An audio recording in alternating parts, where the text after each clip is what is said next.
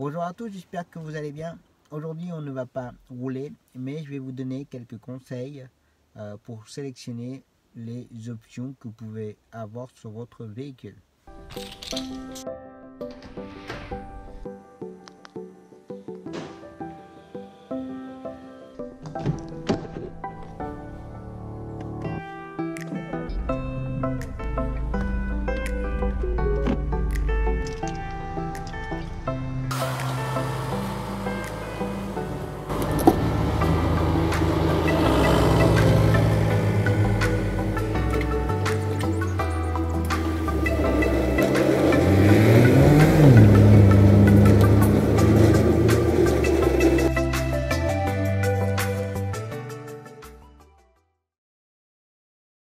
Alors cette vidéo-là, elle m'a été demandée par Aurore. Alors en fait, je sais pas trop quoi dire parce qu'elle veut impérativement que je fasse une vidéo où je vous donne quelques conseils pour choisir les options sur les voitures. C'est un peu compliqué en fait à répondre parce que tout dépend des goûts de chacun, le budget de chacun pour la voiture. Ça dépend de plein de choses.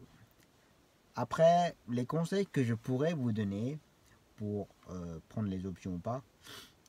Première chose qu'il faut, je vais pas dire impérativement avoir, mais bon, ce serait d'avoir les sièges en cuir.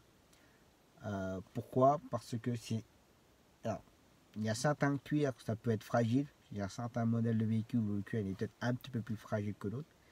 Mais l'avantage que d'un siège en cuir, c'est que c'est très facile d'entretien. Alors pour le cuir en lui-même, donner on va dire une crème de lait, je sais pas quoi, et puis pour le rendre beau. Mais tout ce qui est entretien, désinfectant, un coup de lingette et c'est nickel.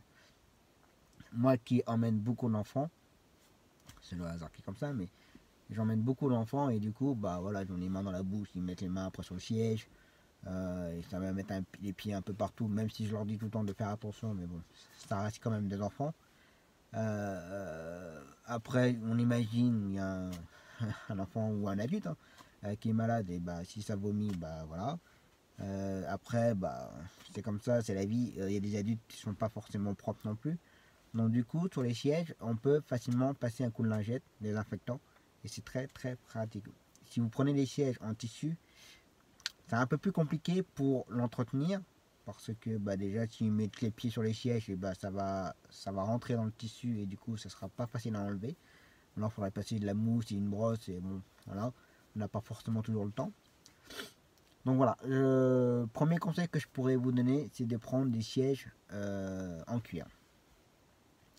Deuxième option de préférence à prendre, c'est la boîte auto. Alors, c'est pareil, ça dépend du budget parce qu'une boîte auto par rapport à une boîte manuelle, alors ça dépend de la marque, ça dépend du type du véhicule, mais le prix peut différencier de 1000, 1500 à 2000 euros, voire 2005 en option pour une boîte auto.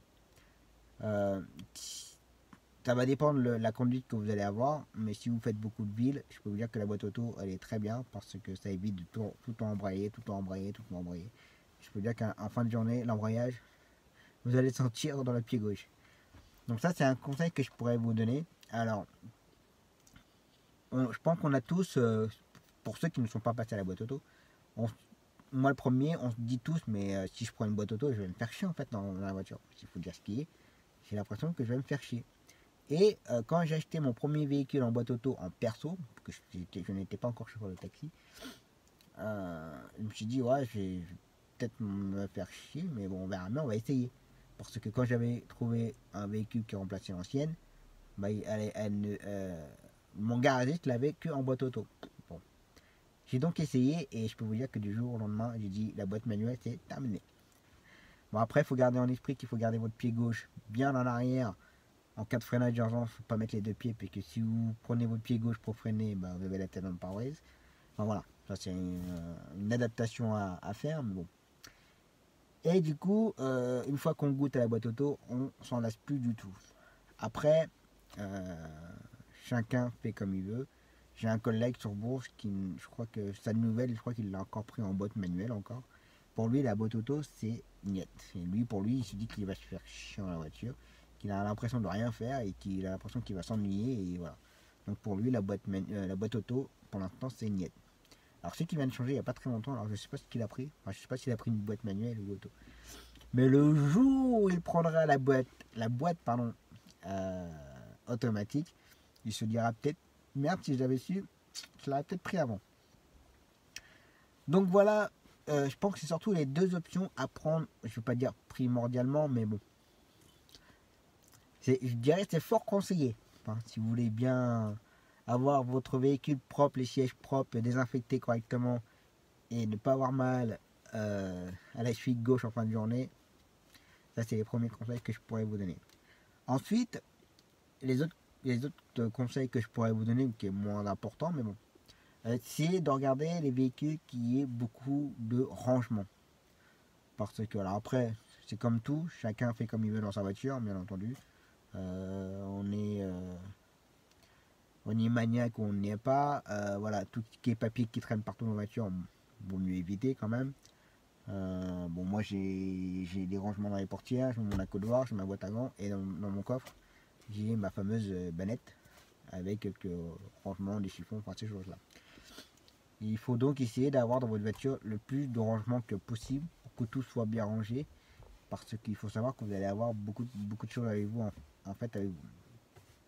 Il faut savoir que dans la boîte à gants, pareil, il faut regarder si votre boîte à gants soit le plus grand possible. Alors, je sais pas si vous avez remarqué, mais je trouve que plus les voitures évoluent, plus les boîtes à gants rétrécissent. Et plus les boîtes à gants sont rafraîchissantes, et moins on peut mettre des bouteilles dedans. Bon, faut pas chercher à comprendre.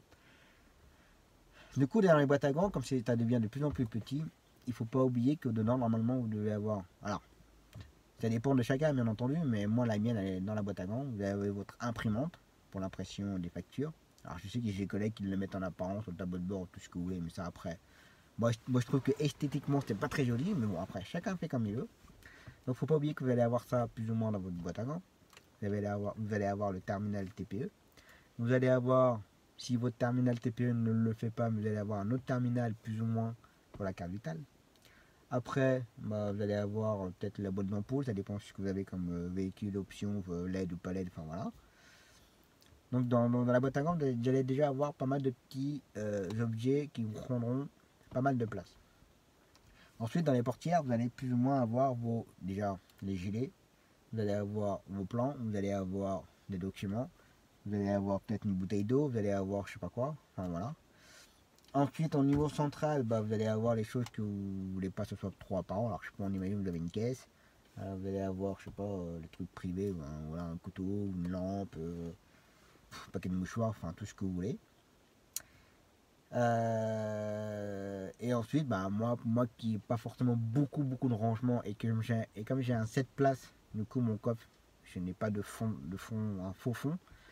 J'ai les sièges pour les 6e et 7e places, donc du coup j'ai rajouté une banette pour pouvoir mettre dedans produits d'entretien, les lingettes, PQ, voilà.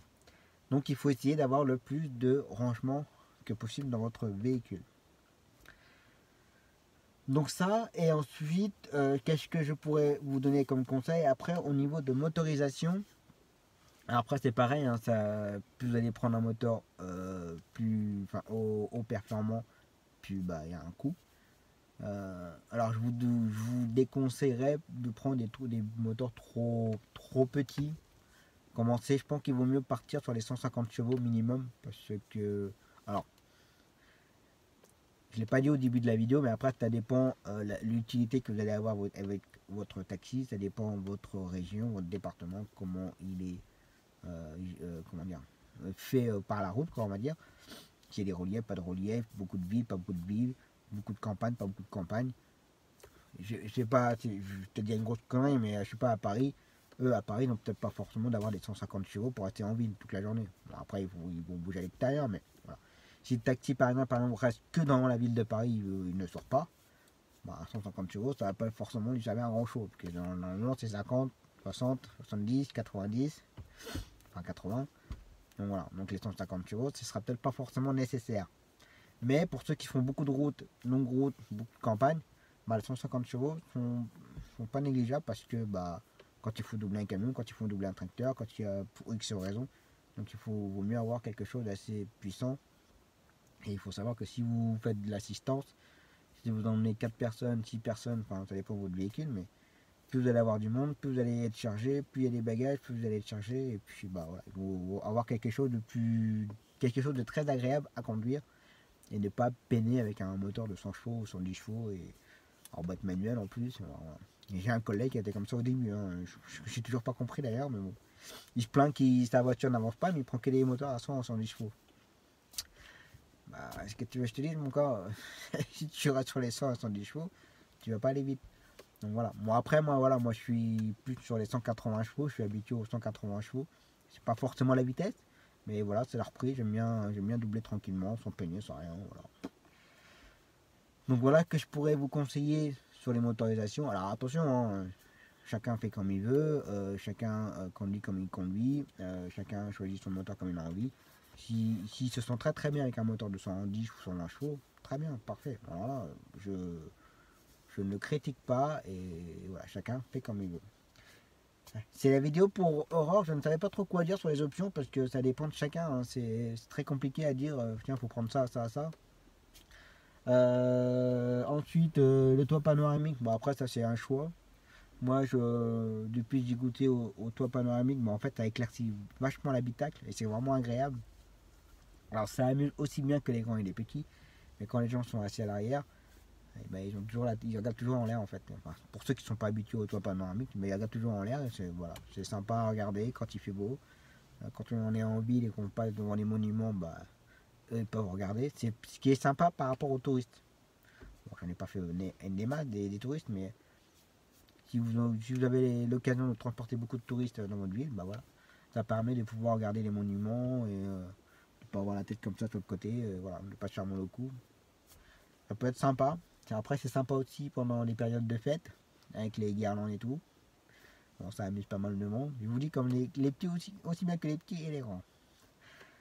Donc ça, ensuite, moi je ne l'ai pas, mais il faut penser au crochet d'attelage. Si vous faites beaucoup d'assistance ou pas, si vous avez peut-être l'occasion, vous aurez peut-être l'occasion de tirer des caravanes, des remorques. On ne sait jamais, j'ai des collègues qui le font. Alors ça c'est... Je sais qu'à la centrale ils sont 17. Ils sont peut-être 3 4 à avoir le crochet d'attelage. Bon, c'est au cas où, hein. J'ai des collègues qui ont aussi le 5008 en 7 places. Quand les 7 places sont pris, on n'a plus de coffre pour le bagage. Donc du coup il a le crochet d'attelage. Et lui il a une petite remorque bagagère. À bagage plutôt, une remorque à bagage. Et du coup il peut emmener tout le monde et les bagages avec. Donc c'est pas négligeable. Après il a déjà tiré des caravanes, il a déjà tiré des grands plateaux. Un crochet d'attelage pour ceux qui font des assistants, ça peut être pas mal. Il faut y penser. Ensuite, dans les options, qu'est-ce que vous pourrez... faites attention, surtout au niveau de l'éclairage. Un conseil. Moi je suis très LED, ça se fait de plus en plus.